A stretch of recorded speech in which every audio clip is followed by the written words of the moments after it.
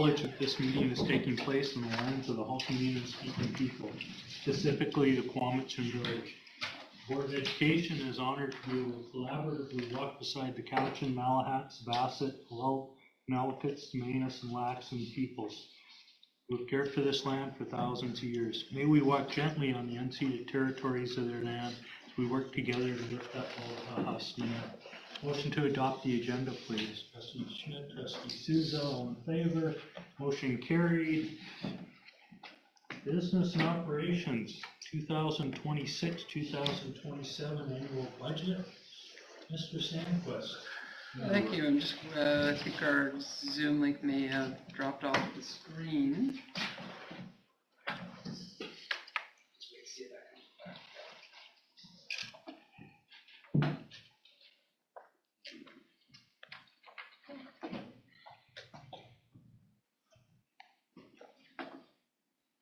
I have to click the Zoom down at the bottom of the blue box, and if that'll bring it up.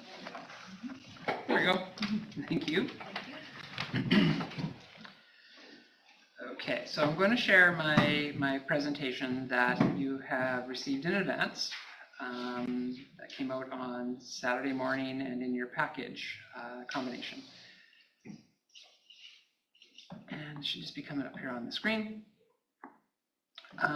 On your desktops are further details on the recommendations that we'll get to. This is a format that trustees are familiar with, where we create notes with additional details, and we do this as sometimes we're talking about very specific positions, and we don't want to do that in a public realm, but you have that information in front of you. So we are here to review early stages of the 2026-2027 annual budget, focusing mainly on the operating budget and a couple of special purpose funds today. And as is usual, we come and ground ourselves in our budget guiding principles, and these were adopted earlier in the year. We adopted these in February after reviewing them at advisory in January. So these are here, and they are to, of course, align budget decisions with the strategic plan, develop the budget as a mechanism to aid in reconciliation, targeted funds to increase Indigenous student graduation rates, develop the budget on the principles of equity, be transparent. So we have had many meetings so far, and I'll talk about what's happened so to date. And at the end of the process, we will also have a report, which we call the guided tour of the budget, which will basically detail for the public everything that has changed in the budget year over year. We want to account for economic uncertainties, and there certainly are many of those now. And as you saw earlier, we'd already built in some inflationary pieces for fuel and utilities. We need to comply with the School Act, collective agreements, regulatory requirements, and board policy. Multi-year, next time I'm back, I'll bring a multi-year projection over the next 3 years for the board to understand the implications. Short-term, long-term priorities need to be balanced, and then, of course, the contingency balance, which is what I'll end with in this presentation. So we also focus on our priorities, learning, Indigenous ways of knowing, individual and collective well-being, and caring for place. And as we progress, we will align the options to these priorities for the board. Okay. So the board does have an administrative procedure, 412, which is to address periods of diminishing financial resources. And that is the position that the board's in. You've previously seen information on the grant, which is down by about $1.6 million from the previous year. And you've seen information on enrollment trends, which are showing that isn't expected to turn around anytime soon. Like the enrollment is dropping as there are fewer students coming in versus graduating. But when in a period of diminishing resources, the board follows two principles. That's to try to maintain the highest quality of education services and preserve the programs that the district deems indispensable, or add new programs which may become important. So under the new programs, the budget has recognized place-based program for next year, additional careers programming opportunities with Vancouver Island University that were previously going to be leaving the community, and the new tech program is included in the budget. And to provide the highest reasonable level of job security for staff is the second goal. And of course, when 90% of the budget is employees, that's challenging. I've given this budget a theme of managing declining student enrollment and resources as being the big challenge. We are starting to drop enrollment, and with that comes resources, and decisions need to be made. And we've already talked a little bit about this, how the grant this year, or the per pupil amount, hasn't had any inflationary adjustments to it, and that has been really the case for many, many years. So the boards have received salary-based inflation, not benefit-based inflation. So salaries that have been negotiated, but not the benefits and not the actual services and supply components of the budget, like utilities and fuel, etc. So those continue to go up in price and continue to pose challenges for boards. And here's what you have been up to so far. You established the budget guiding principles that we just reviewed. The board has held liaison meetings with the District Student Advisory Council. I attended the Indigenous Student Leadership Group and brought that feedback back to the board. Cowichan Valley Teachers Federation, United Steelworkers, Canadian Union of Public Employees, the Principal Vice Principals Association, and the District Parent Advisory Council. So lots of feedback from the partners. You issued a survey on the budget and got feedback through that mechanism. And you held a public meeting on the budget. Although not well attended, there was feedback at that meeting. And then you have been receiving from staff at Board of Education and Business Committee meetings and board meetings additional information to date. And very specifically, March 31st and April 7th, we did the same presentation to provide you a provincial perspective on the 3-year enrollment trends, which showed that Cowichan Valley School District is declining at a quicker rate than average in the province. We reviewed the ministry funding announcement, changes in operating revenues and changes in operating expenditures, and the assumptions used to create the opening budget position. And we did an updated surplus reconciliation based on the February 28th year-end projection. In this meeting, we're going to talk about some list of options. We're going to invite trustees to provide feedback and recommendations, and then review the 2 primary special purpose funds. And so when we came on March 31st and April 7th, we identified a budget shortfall of $4,339,271. And really there were 3 main factors to that shortfall. One, the budget had been balanced on $2.6 million this year of surplus. So by taking that out as a starting position, that's money that has to be found again. Benefits for health had increased by close to $1 million, and then we had teacher salary increments of about $700,000, and that sort of adds up to that number. But we're making assumptions. So we are assuming that all potential future wage increases as a result of the collective bargaining agreement will be fully funded. So not only this year's, but next year's, the budget that we're building. We have not built any wages or any of the revenue into the budget at this time, as the province hasn't given us that information. That our extended health and dental rates that were provided early will be the rates. That WorkSafe BC demerits won't continue to go up. And that the Bank of Canada will hold or slightly decrease interest rates over the course of the next year. We're still seeing stabilization in the international student program, and that will be one of our recommendations here. And we've already made some adjustments to the budget. So we've adjusted classrooms for 165 FTE. So we've already taken teachers out that would be equivalent to 165 FTE student. And we've done the same with the education assistants FTE. So there's a reduction of 33 student designations currently. So we have taken that down. That is almost 25 of those students are grade 12s graduating with H designations. And there's only 1 or 2 that come in kindergarten. So there's a big differential there that we received. And then put in $150,000 as the estimated cost of the municipalities conducting the school trustee election on behalf of boards. There's cost sharing arrangement that has to take place there. This is going to be new for the board. There is information on the ministry website on how school districts allocate their resources across the province. And what this is the provincial averages in each of the main functions.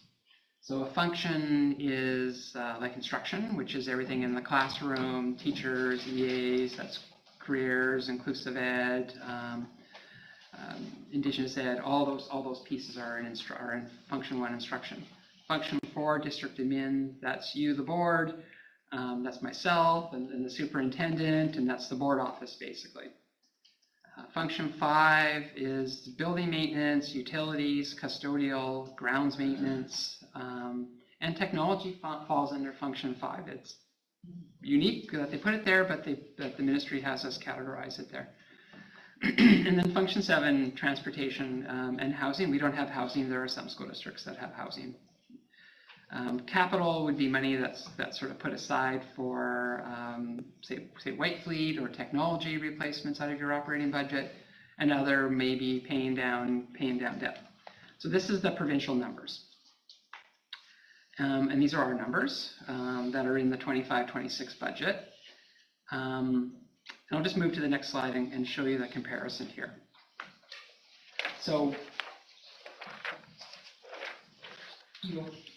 this is why we have local boards. The provincial numbers aren't necessarily reflecting a community's values. But I thought it was interesting to show you the difference between provincial averages and the school district and how that equates into dollars. So under instruction, which is the classroom, we have about a 1% difference. So we would spend $1,070,000 less than the provincial average on classrooms. On administration, which is the board and the board office, the SC 79 would spend $325,000 less based on the provincial average. So that's a good number. On operations and maintenance, spend $464,000 more than the provincial average, but the big outlier is transportation, where the board spends $1.6 million more than provincial average, and really $1.3 million more than the funding that comes in through the various components in the formula. So that's an important distinction in this Cowichan Valley School District's budget versus the provincial averages. And under capital, this would be something that we're really going to need to address at some point in regards to things like white fleet and some equipment, and that can happen through property sales, in the future with some of the properties that the board have under consideration. So I thought this was really, I've never shown you this, and I never have been able to find this data before, but I thought it was interesting. And this is why local boards exist, to make local decisions around these priorities. But it's interesting. I've got 2 questions. Trustee Souza, you can go first, then Trustee Schmidt.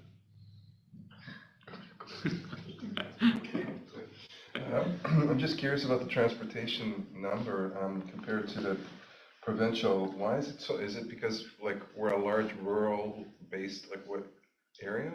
Yeah, but we're actually not that large and rural. We only are with about 20 minutes of any school here. And so the data that the province has related to the funding doesn't suggest that we're as rural as everybody thinks. We're not that different than Comox or Campbell River or really Nanaimo or Pacific Rim. And there's funding and I'll show you this at some point. It's not something that is addressable 3 months before the end of the school year if it's something the board want to dive into. But I think everybody thinks it's because it's really rural. Certainly the board's going to spend more than Vancouver, who has public transportation, but they're also not going to receive any funding for that at the same time. But I've looked on the island and done a comparison of funding to service level, and it certainly is a lot higher in the Cowichan Valley. And I think it's just the nature of the service level that the board provides.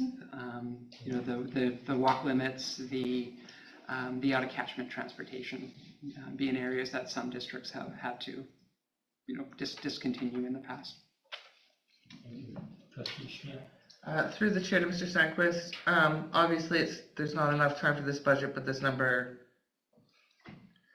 when I look at the fact that we're putting more money into transportation than we are into education instruction, that blows my mind that our priorities have become backwards. Because we should be putting more into the classrooms than we should be into transportation. Is there any way, once budget is done, we could do a deeper dive into this? Like, are we gonna need to go back to catchment busing again?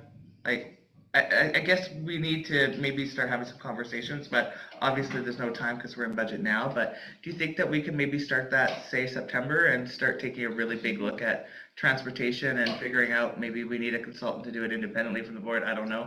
But we're gonna need to do something to figure out why that's so high. Because when I look at instruction and I look at transportation, that doesn't work for me. And we know that within our policy, we know our priority learners won't be affected by any changes in busing because it's our priority learners. So I think maybe in September, we might have to take a look at that. I think that's something a board initiates, and the next, or this board or the next board would have that opportunity. What I will say is these aren't new trends. I've gone back 5 years. These are our trends. This is the way the budget has been before this board. These are consistent over 5 years, over 3 years. I looked at it over that period of time. So we do have a lot of data already just on the dollar values, but it could suggest a deeper dive. Can I do a follow-up? What does the ministry give us, through the chair to the secretary treasurer, what does the ministry give us for transportation? It's not easily extracted unless you really understand the funding formula. Is there a ballpark? I have it. I would have to bring it up. I could do it at this meeting, but when I finish the presentation, if it's something you want to know, like there's 283,000. That's outward facing, that what the boards received, so you don't charge for transportation. Like, remember that a number of years ago? But deep in the formula, there's something called the disbursement index, and that funds a board based on how far away students live from their nearest school that their catchment school is. So that, the more you receive there, the more likelihood that you have to provide more transportation because your students are far away from their school they're going to attend. And then there's another factor that considers the rural nature of a district, which is whether you have gravel roads or maybe you have water crossing. And that is a really small one for Cowichan Valley, like really small. I think it's $6,000. So I know that when you put that all together, if I had the number in front of me, well, you have it on your sheet. If you look at what's currently being budgeted for transportation, subtract 1.3 million from that line item.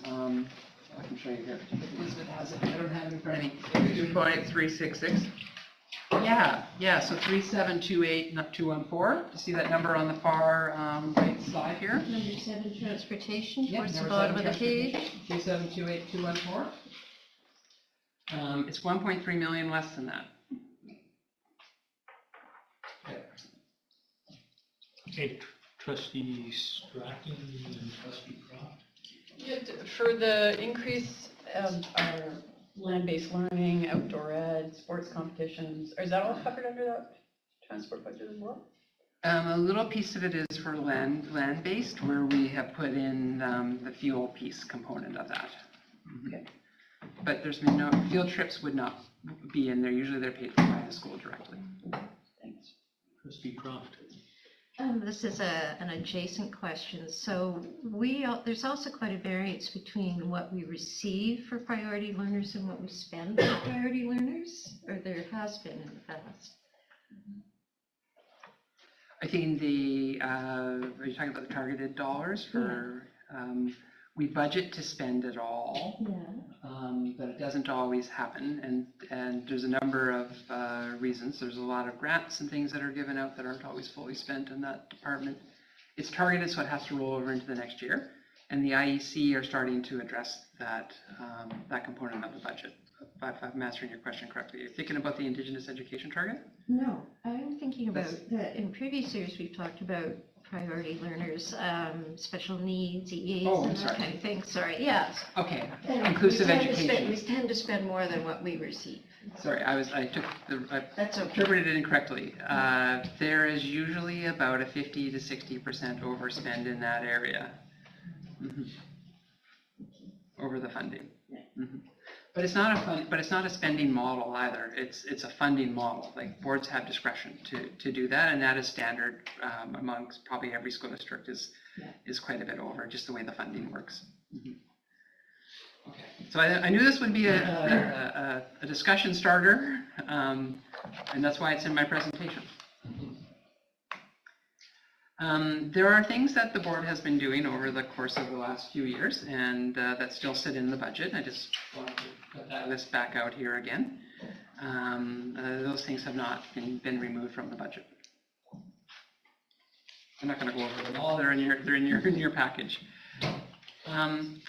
The next slides are really to provide you as a board with information of what is currently in the budget before any reductions are made. So this is a list of all of the various employee groups sorted by FTE, full-time equivalent. So full-time equivalent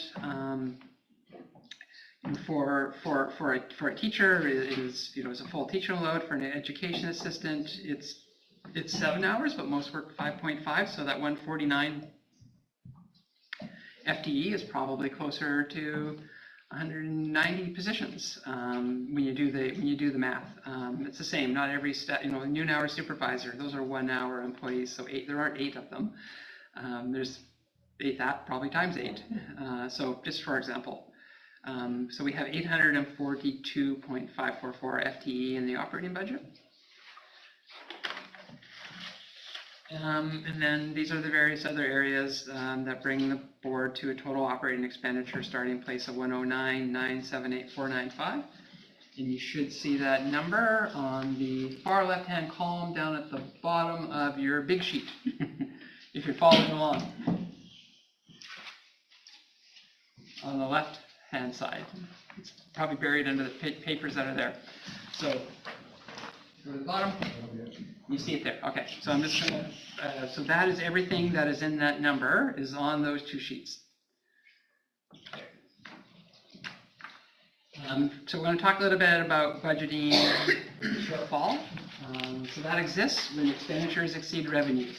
And that's the position that the board always starts a budget in. Like there's 2005. Maybe the only year that the government boosted funding, and that is 20 plus years ago, where the boards came in and actually went, well, what can we add to the budget because funding was increased. So it hasn't happened in over 20 years. So you always are starting with how do we manage the pressures that have come.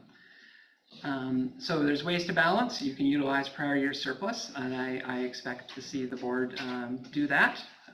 You can reduce your expenditures. That's also part of this budget proposal, and you can increase your revenues. There were a lot of requests that came in through the consultation, and that is really difficult to accommodate in the 3rd year of enrollment decline. The board is in funding protection, and we'll be looking at ways to maintain a staffing contingency because of that. So as we showed you in the preliminary operating grant calculation, the board are receiving $681,000 in funding protection. So if the enrollment isn't going to drop 165 FTE and it drops less, some of those students that come back first pay that back, if you understand, until you break over that 98.5% of the prior September's funding threshold, and then you start to generate money again. So that happened this year. We started last year's budget in almost $800,000 of funding protection, and then the inclusive ed numbers increased a lot as it did across the province and brought the budget up, but not significantly enough to pay for all the necessary services. So you have to make sure there's contingency built into your staffing allocations. That makes sense. Got to hold back. So these are the percentages that are currently of the staff that are in the budget. 90.5% of the budget is wages and benefits at this moment. That number will go down a bit as we go through the presentations, but just wanted to kind of see it in a big pie. where all the money goes in the operating budget. So there it is, broken out. I'm not going to go through them all. They're here for information. So you should have all these papers on your desktop, and I'm going to start by walking through note 1. So we've shown the board possible surplus allocation of 1.3 million this year, which would be added to the 4.3 million that was left over after the 25-26 operating budget was adopted, or annual budget was adopted. So if the board were to take 2.5%, 2.5 million, you would still have 2.84% left in surplus contingency. So you can see on the sheet as you move that up what the percentages are, or if you were to move that down what the percentages are. So I've highlighted it for you to see what that is on your sheet. The next item is in relation to international student program revenues.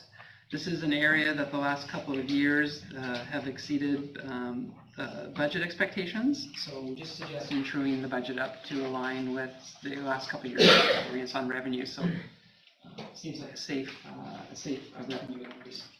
So those are really the only two things that we're recommending here. There aren't any big swings in interest rates or anything that are going to help on investment income.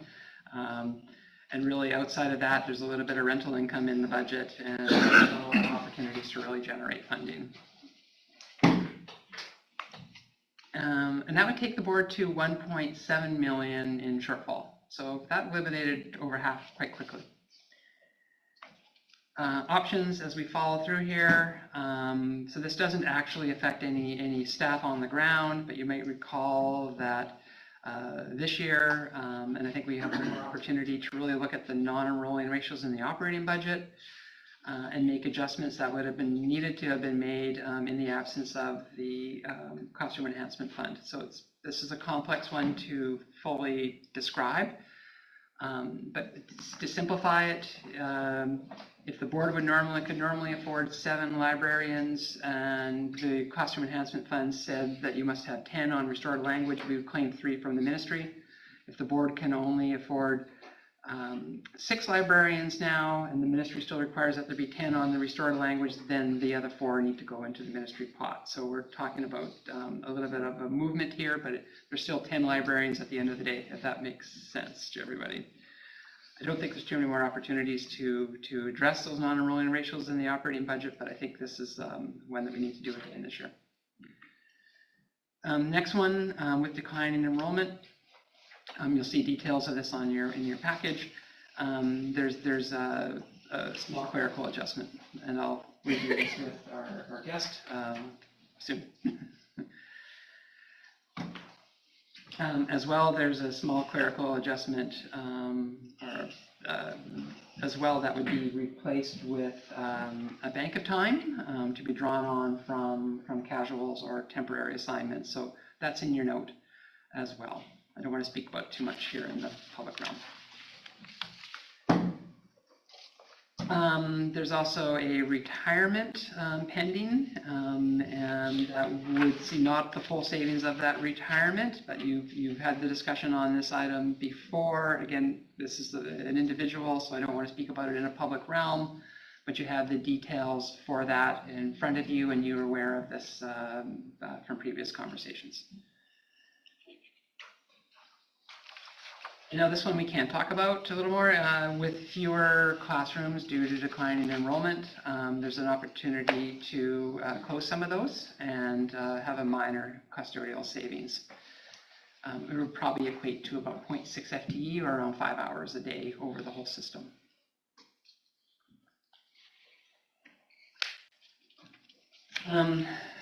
Employee replacement costs. So this one, as I've noted in my note, is always a bit of a gamble. So this was one of the budgets that saw significant increased pressure post-COVID. In the early years following COVID, you were nobody wanted to see anybody who had a sniffly nose in the office, or nobody wanted to hear a cough. Like, there was a different culture around stay home, don't come to work. If you have anything, and you were called out on that by your colleagues. And I think, we've returned back to more regular levels of absenteeism. And I don't want to say that it was inflated because of COVID, but we're kind of back to those pre-COVID levels, where the budget is currently projecting, as I last showed you, about 450,000 under budget. So the expenditures for this year, they're down a lot. And, it's always a gamble, but to take a third of that, I think is something important to consider. Okay. Does that make sense? Yeah. The next one, this one might, we looked at this, this one might surprise you a bit.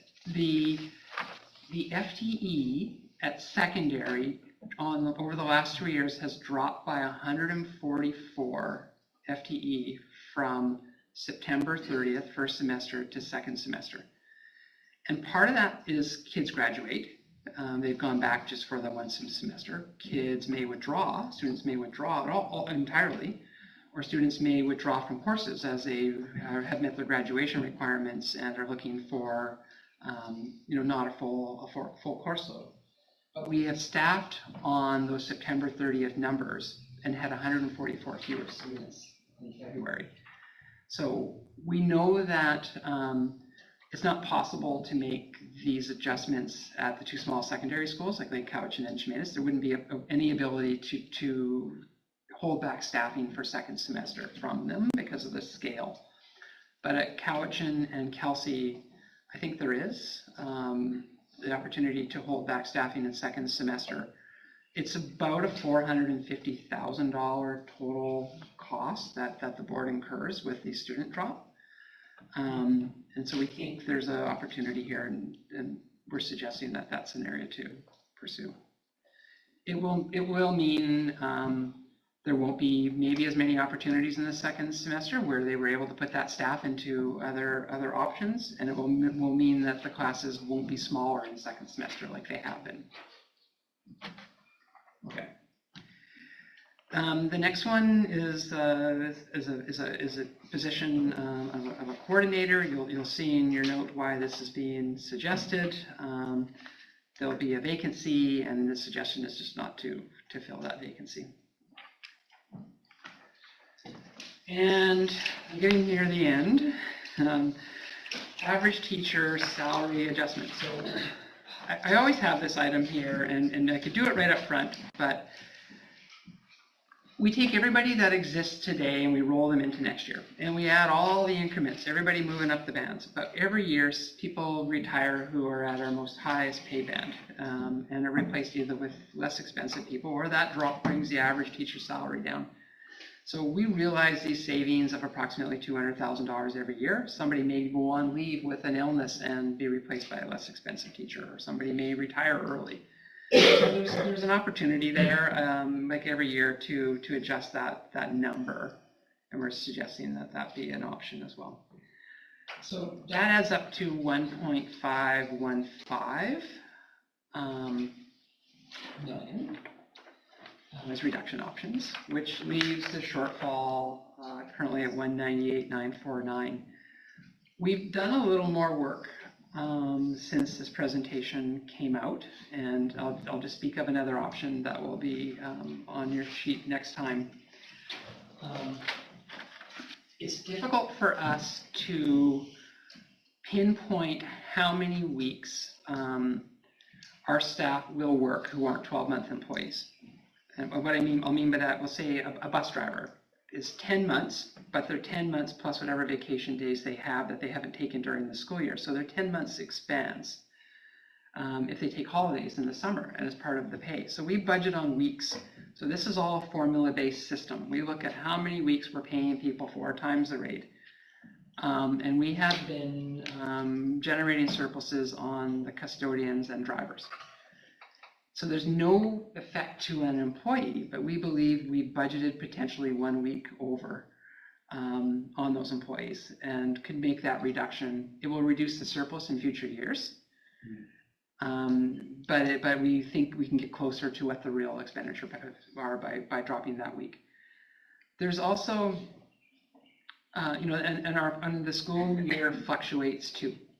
So I wouldn't want to go too far on that, knowing also that next year is a short year, because you'd just be looking for that again the next year when it expands back out. But that is $103,000, which starts to get down into the less than $100,000 shortfall. So getting close.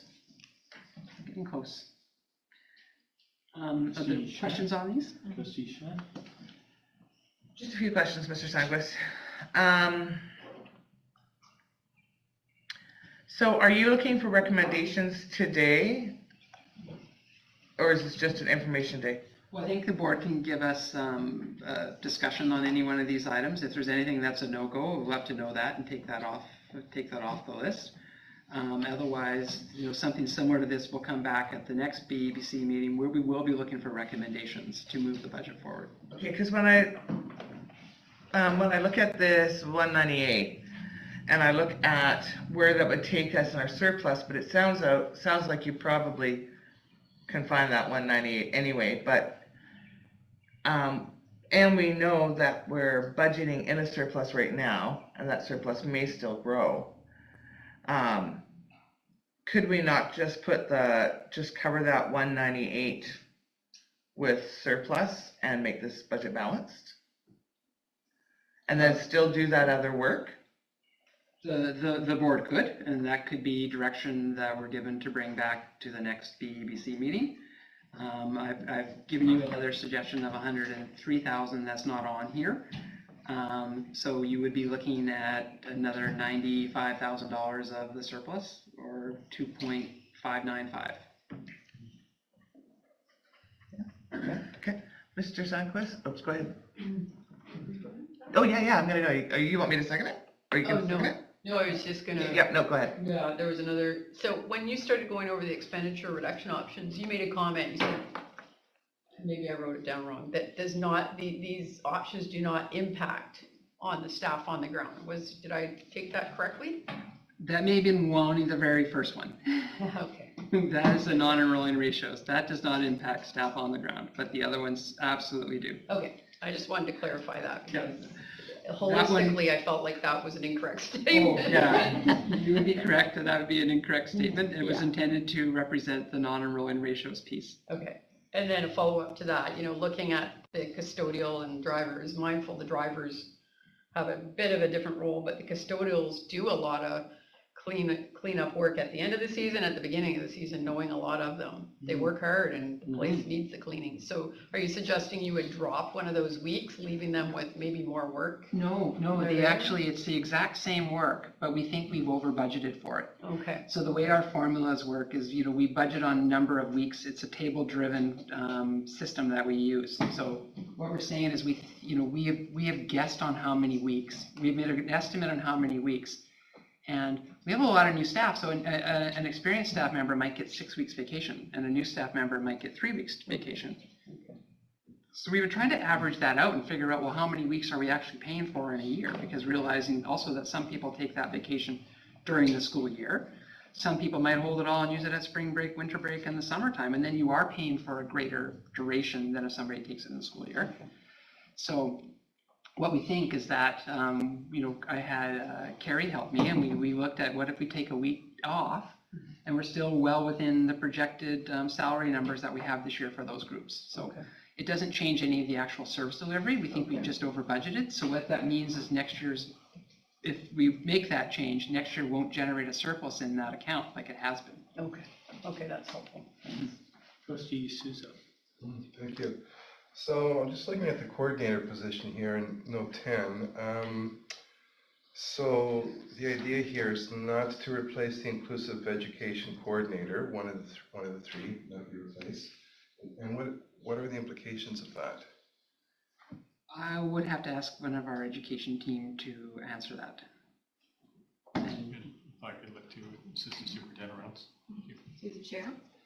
With the realignment of our services with the 1 assistant soup and 3 directors, they're going to be responding to schools' needs in a different way, likely more efficient. So we think we'll be able to manage that work and that alignment as opposed to having so many coordinators. So a follow-up, so would that, trying to tease that apart a little bit, does that mean potentially more work on the 2 remaining coordinators? Through the chair, we don't believe so. Like we just, every year that we try to look at how we're supporting our system and our learners. And so the last couple of years, we've cobbled together an extra position. With the realignment, we feel that we can continue to maintain the support without that position in place. Okay, thank you.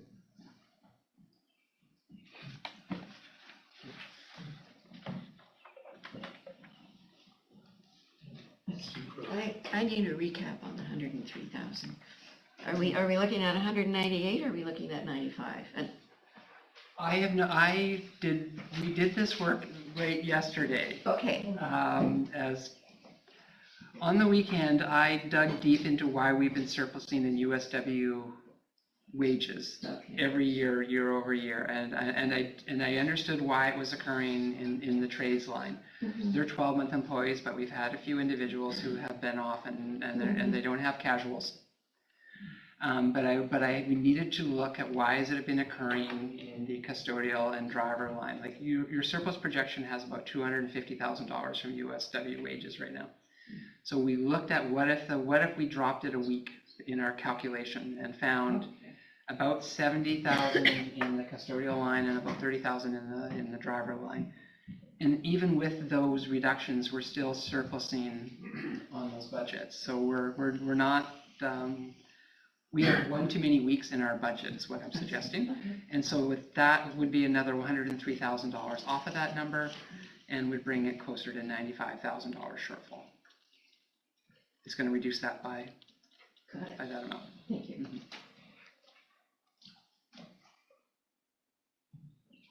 Carry on. I'm not sure if I'm to be bringing back at the next meeting a budget with $95,000 additional surplus for the board to have, further presentation on. Yes. Okay. I don't mean that. I'll take that as direction, but I don't need that in a motion. It'll come back. Okay. Well, I'm going to keep moving. Thank you. It's warm in here, so I hope you can all stay awake. So just a couple things, the 25-26, there were some slight changes to the mental health supports that the board had adopted. That the level that is in this year's budget has rolled over. I just wanted the board to be aware of that, as well as the assessments and the additional inclusive ed supports that were also in the 25-26 budget. So I think that's just important because I know those were priorities for the board. On the surplus, you saw this on your attachment sheet, but for the presentation that's going out publicly, this is just a reconciliation. If 2.5 is drawn, or whether that's 2.595, that changes that a little bit. And we'll do another surplus projection probably this week or this weekend to get that number really nailed down. We'll have another month of data to really help us understand the year-end expectations. But with 2.5 million, this is just to illustrate that there's 3.1 left, and that's 2.84%, and that fits within your 1 to 3% contingency policy. So at the higher end. So just it seems like it's falls within your policy. I'm sure you were aware of that. And then looking at surplus history, hard to see on the screen, probably easier to see in your package. The blue bar is what's been drawn down over various years from surplus. So it grew during COVID, and it's starting to come back down again. So if you look at the orange number, it's starting to come back down again. So we've kind of are digging into those COVID surpluses that the board achieved, and we'll see less and less likely available surplus in future years. That's what I'm trying to illustrate here. Okay, so there's always risk in a budget. Example I use year to year is we never know how cold it's going to be. We never know if it's going to snow a ton. We never know if there's going to be a lot of illnesses. We never know if there's going to be wars waged that increase gas prices. Like, we don't know these things, and there's always risk in a budget. That's why you have contingency in the event that those are way off. But we also know that if we're overly conservative in our budget, then we're not putting enough service, the dollars aren't going to support kids. So that's a balance that I hope you understand as we go through the budget. So something like taking $150,000 from the absenteeism. We're okay this year because it's $450,000 under. We don't know what next year's going to look like, but it seems like that's a risk. But if you left it at 450, you're cutting 150 from somewhere else. What does that do to the system? So just know that it's always a balancing game. And now I'll quickly go through the special purpose funds. So we just want to look at two of them, Costume Enhancement Fund overhead and Community Link. They're the same year over year at this point. So what we're going to be bringing you forward is just some adjustments for some of the inflationary costs that are in there. Costume Enhancement Fund is part of the Restored Teacher Collective Agreement language from the fall of 2016. We start off with the exact same dollar amount for teachers. We don't know what it will be. The board receives what's actually filed based on the September 30th submission. But the wage increases are nowhere in this budget yet, and we know all these numbers are going to change.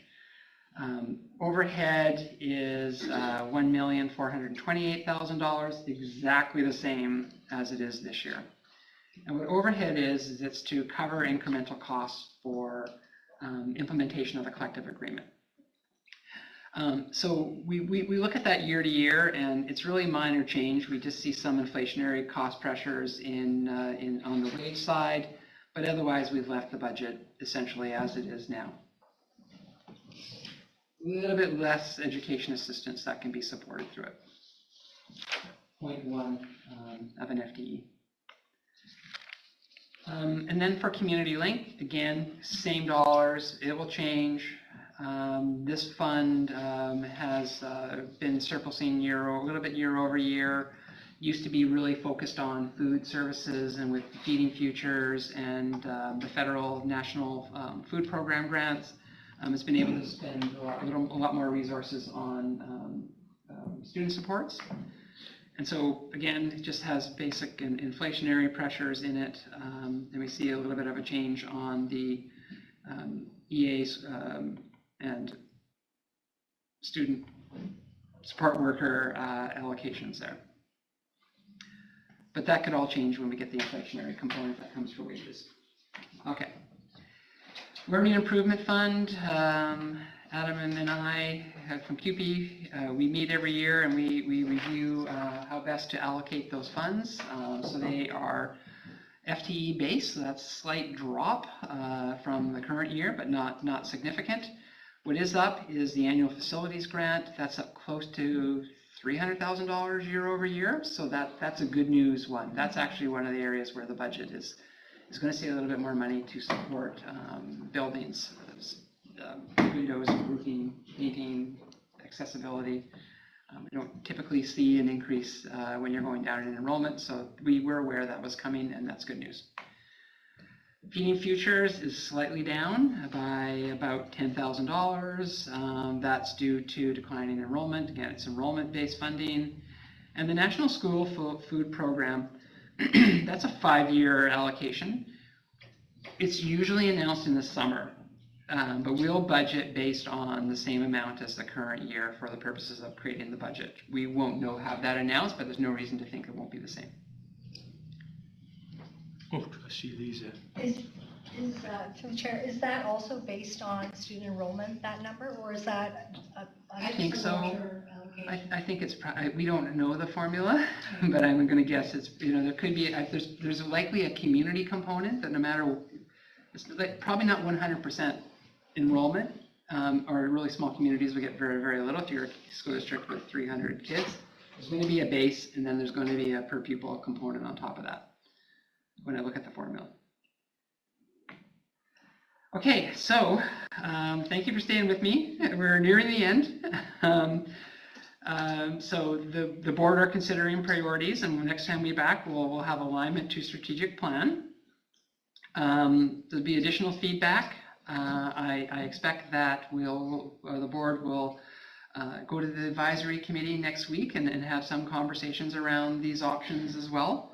So there'll be one more point of input for the partners, and there'll be a special, assuming, depends where we're at on April 28th, but there's also the opportunity for an April 30th special BEBC meeting that's been held in your calendars. What I'm not sure, when I did this, bargaining hadn't been completed with CUPE. We now know that's not the case, that it is complete, but not unratified. I think, we'll get a budget that's balanced on April 30th with what we know, what the board knows. But I don't expect there'll be an adoption of that budget until later on, because there's going to be the funding that's going to come in, and there's going to be the need to build those wages, and that's not going to be a perfect match because it's not funded on the actual cost. So it's going to be up or it's going to be down, and that may have an effect on your surplus depending on how different those numbers are, funding versus actuals. So I expect that the uniqueness of this year is that the board will have a balanced budget on the end of April, and staffing will proceed, and there'll be a motion to proceed with staffing based on that budget. And we'll have to wait for a little more information before the final adoption. It's not actually due to the ministry until June 30th. And this happened one of the last rounds where it was delayed as well. We had to delay the budget. So I expect that that'll be the process that we'll go through. But staffing will start on May 1st based on the balanced budget that's been presented.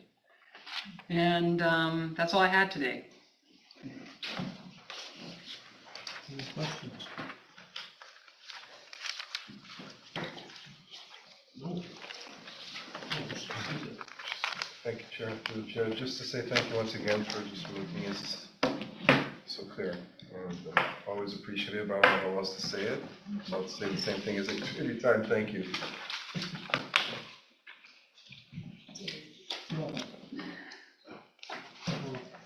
Thank you very much for this. You always make this easy and very clear. And being that there's no other business, we have a motion to adjourn. Trustee Sousa, Trustee Thorn, all in favor? Motion carried. Thank you very much. Thank you.